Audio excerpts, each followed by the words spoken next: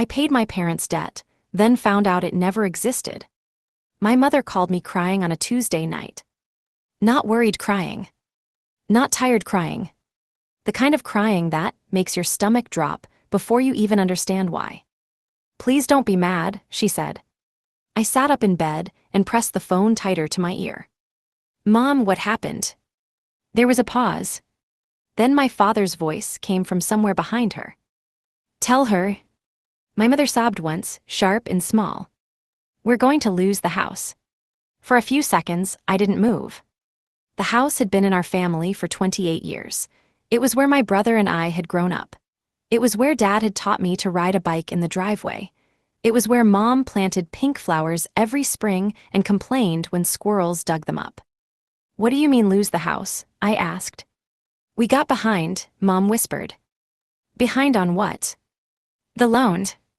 I turned on my bedside lamp. "What loan?" My father took the phone. His voice was rough and low, like every word embarrassed him. "Your mother and I made some mistakes." That was all he said at first. Mistakes. A word people used when they wanted forgiveness before they explained the damage. I pushed the blanket off my legs and stood. "How much?" He didn't answer. "Dad, how much?" Another pause. 74,000. I actually laughed. Not because it was funny. Because my mind refused to accept it any other way. $74,000. "We didn't want to tell you," he said. "Clearly. We thought we could fix it." "With what?" "Another loan." My mother cried harder in the background. Dad lowered his voice. "Please don't talk to your mother like that." That was the first little hook in me. Not the debt. Not the number. The way he made me feel guilty before I had even asked where the money went. I closed my eyes. "What happens if you don't pay it?" "The bank starts foreclosure proceedings next month." Next month. I looked around my apartment. My small, quiet, one-bedroom apartment I had spent years saving for. The second-hand dresser. The framed print over my desk. The little plant by the window that I kept alive like it was proof I was finally stable. "How long have you known?" I asked. Dad exhaled. "A while." "How long is a while?" 6 months. My chest tightened. 6 months. They had sat through Thanksgiving dinner, Christmas morning, my birthday lunch, and every Sunday phone call while this was happening. And they had said nothing. "Why are you telling me now?" My mother came back on the line. "Because we're scared." I wanted to be angry. I was angry. But underneath, it was something older and softer. They were my parents. They sounded broken. And I had spent my whole adult life trying to become the kind of daughter who could finally help instead of being helped. "What do you need from me?" I asked. The silence that followed told me they had been waiting for that question. Dad said, "Only what you can spare." But 2 days later, what you can spare became $20,000. Then 35. Then, after my mother called again and said she hadn't slept in 3 nights, it became almost everything I had. $58,000. My house fund. My emergency fund. The money I had built one careful month at a time. I didn't transfer it all at once. At first, I sent $10,000. Mom called me her angel. Then Dad said the bank needed more to stop the process. I sent 15. Then there were late fees. Legal fees. Some kind of penalty I didn't understand. I asked to see the paperwork. Dad said, "Your mother is humiliated enough." So I stopped asking. That was my first mistake. Not sending the money. Believing shame was the same thing as proof. By the end of 3 weeks, my savings account looked like a room after a burglary. Almost empty. But my parents sounded relieved. For the first time in months, Mom laughed on the phone. "You saved us," she said. I sat at my kitchen table, staring at the transfer confirmation. "I just need you both to be honest with me from now on." "We will," she promised. I believed her. Because I needed to. 2 months later, I found out there had never been a foreclosure. I didn't find it out dramatically. No hidden file fell from a drawer. No stranger called me with a warning. It happened because my parents' county started offering online property alerts, and I signed up without telling them. I told myself it was just to make sure nothing else happened. Really, I think some part of me had never stopped being uneasy. The email came in on a Thursday morning while I was drinking coffee before work. Property status updated. My parents' address. I clicked it, expecting to see confirmation that the mortgage was safe. Instead, I saw something else. No foreclosure filings. No lien. No notice of default. No legal action. Nothing. I stared at the screen until my coffee went cold. Then I called the county clerk. A woman with a cheerful voice answered. I gave her the parcel number. I'm just trying to confirm whether there were any foreclosure documents filed in the past year, I said. She typed for a moment. No, ma'am, I don't see anything like that. Any notices from the bank? No. Any recorded debt against the property? Just the original mortgage satisfaction from 5 years ago. I gripped the edge of my desk. I'm sorry, mortgage satisfaction. Yes, it looks like the home was paid off. The room seemed to tilt. When? She gave me the date.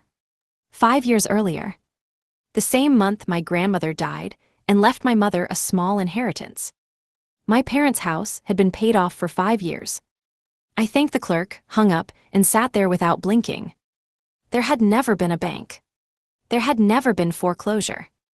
There had never been a debt. There was only my money leaving my account and going into theirs. I called my mother first. She answered on the second ring. Hi, sweetheart. Her voice was light. Normal. That made it worse. I just spoke to the county clerk. Silence. Not confusion. Not surprise. Silence. The kind that already knows what comes next. Why would you do that? She asked. I stood up slowly. Because I wanted to make sure the house was safe. It is safe. I know. Another silence. I heard her breathing change.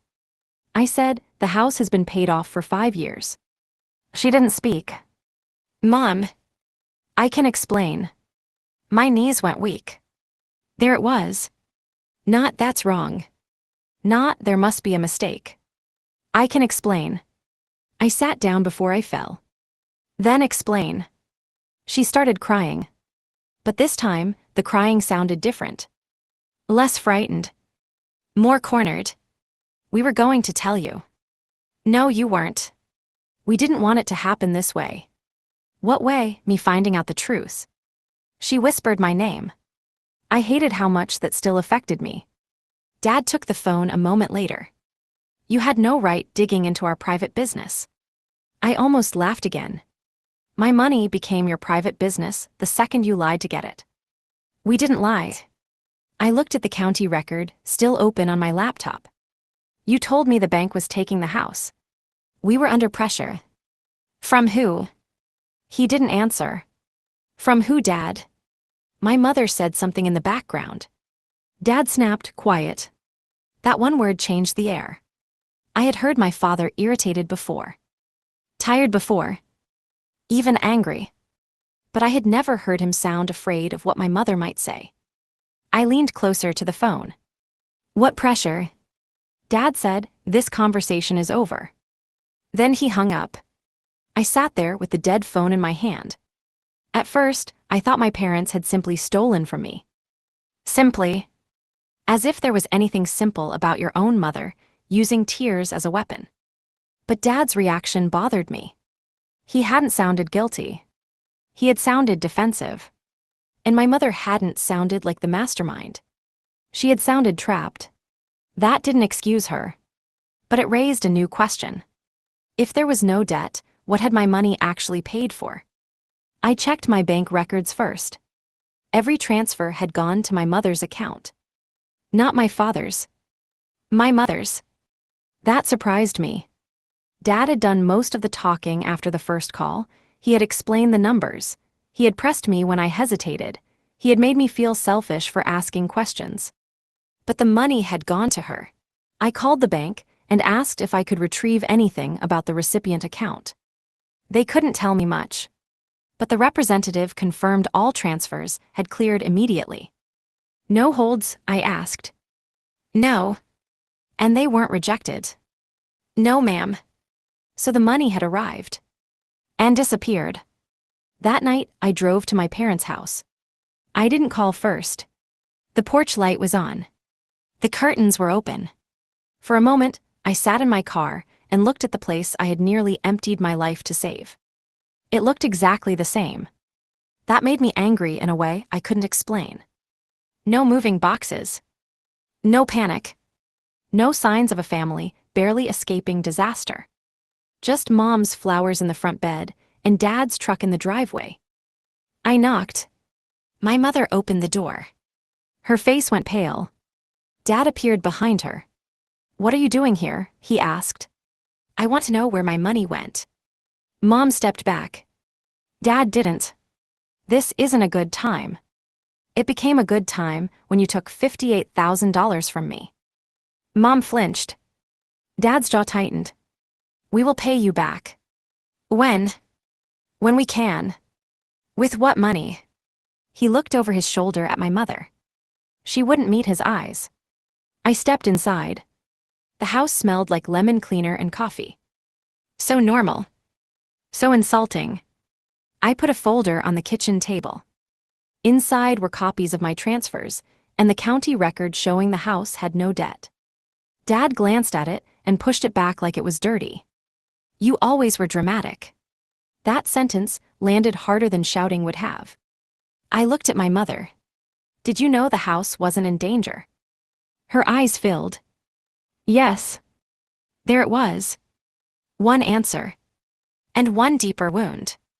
"Then why did you tell me it was?" Mom pressed her hands together. "Because your father said it was the only way." Dad slammed his palm on the table. "Do not put this on me." I turned to him. "What was the only way?" He stared at her with a warning in his eyes. Mom swallowed. Then she said, "To keep your brother from going to prison." My brother. For a second, I couldn't understand the words. It felt like someone had opened a trapdoor beneath the story I thought I knew. "What does Nathan have to do with this?" Dad said nothing. Mom said everything. Dad turned on her. I said enough. But she had already started shaking. And once she started, she couldn't stop. "Nathan borrowed money," she said. I stared at her. "From you." She shook her head. "From the wrong people." I closed my eyes. Nathan was my younger brother by 3 years. Charming when he wanted something. Helpless when he had consequences. Everyone in the family knew that pattern. Everyone except my parents pretended not to. "How much?" I asked. Mom looked at the table. Dad said, "It doesn't matter." I looked at him. "How much?" Mom whispered, 80,000. My breath left me. "So you lied to me because Nathan owed money." Dad said he made a mistake. There's that word again. He was desperate. "So you made me desperate instead." Mom sobbed. "I didn't want to." "But you did." Dad pointed at me. "Your brother could have been hurt. And that made it okay to destroy me." "We didn't destroy you." I laughed cold and sharp. "You emptied my savings." "You're young," he said. "You can rebuild." That was the moment something inside me went quiet. Not calm. Not peaceful. Just quiet. The part of me that kept trying to understand them finally stepped back. "You chose him," I said. Dad looked annoyed. "This isn't about choosing." "It is exactly about choosing." Mom cried harder. I picked up the folder. "I want every dollar back." Dad scoffed. "We don't have it." "Then get it from Nathan." "He doesn't have it either." "Then I'll take legal action." My mother made a sound like I had slapped her. "You would see your own parents." I looked at her. "You stole from your own daughter." Dad's face hardened. "If you do that, you will tear this family apart." I leaned over the table. "No, you already did." I left before they could answer. For 3 days, I heard nothing. Then Nathan called. I almost didn't pick up. Curiosity won. Are you really threatening Mom and Dad? He asked. No hello. No apology. Just accusation. Are you really letting them steal from me to clean up your mess? He sighed like I was being difficult. It wasn't like that. Then tell me what it was like. I got in over my head. With who? That doesn't matter now. It matters to me. He went quiet. Then he said, Dad handled it. That sentence bothered me. Not Mom and Dad helped. Not they bailed me out. Dad handled it. How? I don't know. You don't know where $58,000 went. It didn't all go to me. My grip tightened on the phone. What do you mean it didn't all go to you? Nathan hesitated. I thought you knew. Knew what? He lowered his voice. Dad kept some. The room went still. How much? I don't know. Nathan. 20 maybe. My heart started beating in my throat. 20,000. He said he deserved it. I sat down slowly. For what? For fixing everything. The story shifted again. First, I thought my parents had invented a debt. Then I thought they had lied to protect my brother. Now I understood something worse. My brother's crisis had been real. But my father had used it as an opportunity. How much did you actually owe? I asked. Nathan didn't answer. How much? 42. I closed my eyes. They told me 74. They took 58. Nathan owed 42. Dad kept the rest. Did Mom know? I don't think so. You don't think so? She was a wreck. Dad was running everything. I remembered the first call. Mom crying. Dad saying tell her. Dad taking the phone when she hesitated. Dad giving the numbers. Dad stopping her when she almost said too much. My anger didn't fade. It sharpened. Because now the betrayal had a shape. Dad hadn't just lied. He had used all of us. He used my mother's fear. Nathan's debt. My loyalty. And my savings. I asked Nathan for proof. He resisted at first. Then I said, if you don't send me everything, I'm filing a police report with your name in it too. The proof arrived that night. Screenshots of messages between him and Dad. Amounts. Dates. Payment instructions.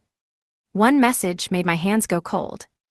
Dad had written, don't tell your sister the real number. She won't help unless she thinks the house is involved. I read that line 10 times. Each time, something in me broke cleaner. Not messier. Cleaner. Like a bone being reset. I forwarded everything to myself. Then I called a lawyer. Her name was Ruth. She listened without interrupting. When I finished, she said, you have a civil claim. Possibly criminal fraud, depending on how the money was obtained and represented. I sat in her office with my hands folded in my lap. I don't want my mother arrested. That may not be your decision if you report it. I nodded. I know. But you can start with a demand letter. A demand letter sounded too small for what they had done. But Ruth explained it carefully. It would list the false statements. The transfers. The county record. Nathan's messages. It would give them 10 business days to repay or agree to a signed repayment plan. If they ignored it, we would file. I asked her to send it. The letter went out on a Friday. My mother called Sunday night. I let it go to voicemail. Then she texted, please talk to me. Then, your father is furious. Then, I didn't know he kept money. That was the first time she had said anything that sounded like truth without being forced. I called her back. She answered crying. I didn't comfort her. What didn't you know? I asked. I thought all of it went to Nathan. You knew the house wasn't in danger. Yes. You knew I was being lied to. Yes. Then don't start with what you didn't know. She went silent. For once, I let the silence sit between us.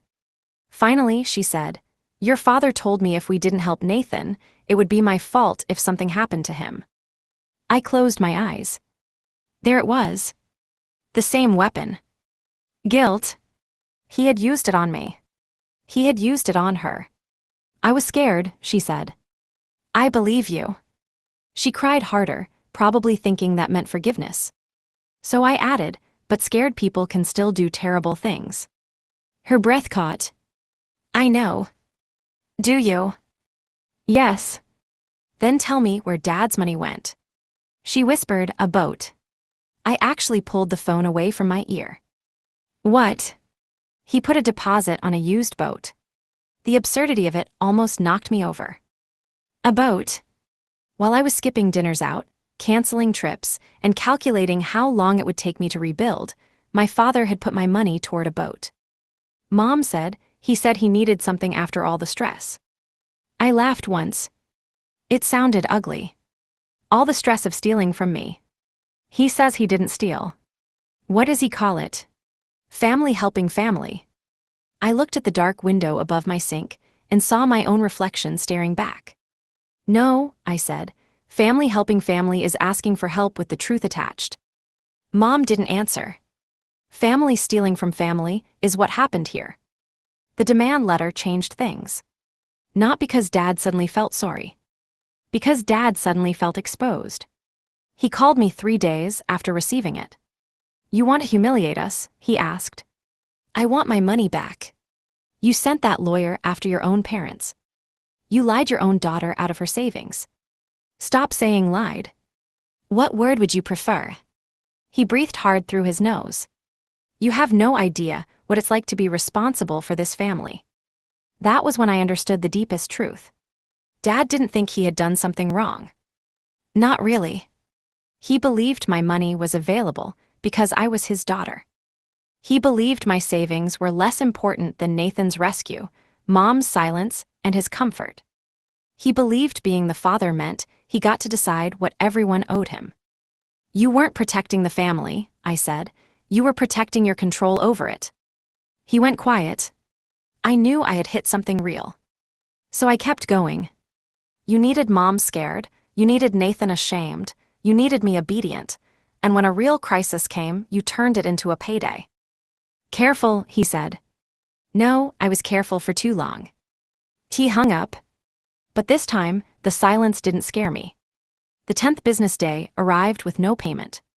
Ruth filed the lawsuit. My father told relatives I had become greedy. He said I was punishing them for needing help. He said I cared more about money than blood. For a while, some people believed him. Then discovery started. Bank records did what family gossip could not. They told the truth without flinching. $42,000 had gone toward Nathan's debt. $8,000 had gone to overdue credit cards my mother didn't know existed. $5,000 had gone to the boat deposit. The rest had been withdrawn in cash over several weeks. Dad claimed it was for household expenses. But the dates lined up with casino withdrawals 2 counties away. That was the final reveal. Nathan's debt hadn't appeared out of nowhere. My father had taught him how to gamble. Not directly. Not with lessons. With example. The secret trips. The missing cash. The excuses. The little lies Mom learned not to question. Nathan had followed the path Dad laid down, and when it finally collapsed, Dad used me to cover the hole. That was what had really been happening. Not one bad choice. A family system built around protecting one man from consequences. My mother moved out before the first hearing. She called me from my aunt's guest room and said, I should have stopped him years ago. I said, yes, you should have. She cried. This time I didn't. Nathan entered a repayment agreement for his portion. He sold his car. He got a second job. For the first time in his life, our parents couldn't soften the landing. Dad fought longer. He denied. Delayed. Blamed. Then Ruth showed his attorney the message he had sent Nathan. Don't tell your sister the real number. After that, the settlement came quickly. My parents refinanced the house. The boat deposit was forfeited. Dad had to repay every dollar he kept, plus my legal fees. Mom signed the agreement too. She didn't ask me to forgive her. That was the first decent thing she did. The money came back in pieces. Not all at once. There was no magical ending, where my savings reappeared overnight, and my heart healed with it. I rebuilt slowly. Months by month. Transfer by transfer. But something else returned faster than the money. My sense of reality. For weeks after I found out, I kept replaying every call, every tear, every sentence. How had I missed it? How had I let them do that to me? Ruth told me something I never forgot. Fraud works best when it wears a familiar face. I used to think betrayal had to look cruel from the beginning. It doesn't. Sometimes it sounds like your mother crying. Sometimes it sounds like your father saying, "We didn't want to worry you." Sometimes it uses words like family, sacrifice, and responsibility, until you forget those words are supposed to go both ways. A year later, Mom asked if we could have lunch. I agreed. Not because everything was repaired. Because I wanted to see who she was without Dad speaking for her. She looked smaller when she walked into the restaurant. Older. She sat across from me and placed an envelope on the table. Inside was a cashier's check. Her separate portion. "I sold Grandma's jewelry," she said. I looked at the check but didn't touch it. "You loved that jewelry." I loved hiding behind excuses more. That was the closest she had come to real accountability. I took the check. "Thank you." She nodded. Then she said, "Do you think we can ever be normal again?" I looked at her for a long time. No. Her eyes filled. I said, "But maybe we can be honest. That would be new." She cried quietly. I didn't reach across the table. I didn't need to punish her. I also didn't need to rescue her from the pain of what she had done. That was the difference.